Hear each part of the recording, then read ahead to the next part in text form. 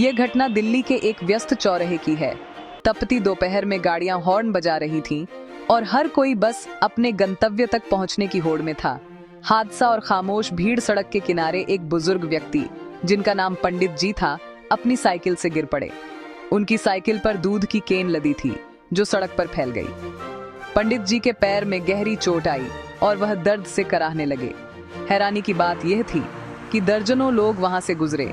कोई महंगी कार में था, कोई बाइक पर।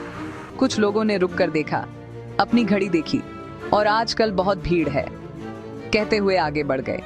कलयुग का असली चेहरा यही है, जहां सहानुभूति तो है पर समय किसी के पास नहीं।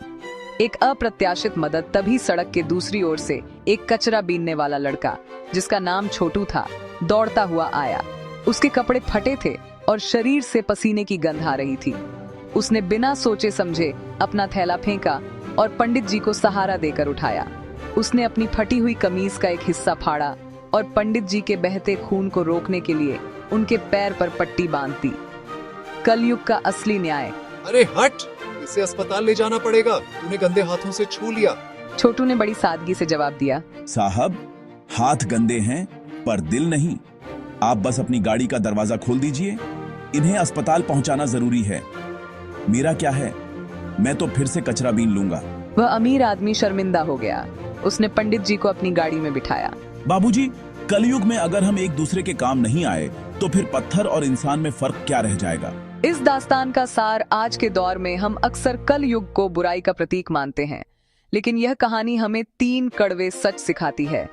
दिखावा बनाम सच्चाई। अक्सर वह व्यक्ति मदद के लिए आगे आता है जिसके पास खोने को कुछ नहीं होता, जबकि संपन्न लोग हिसाब किताब में उलझे रहते हैं।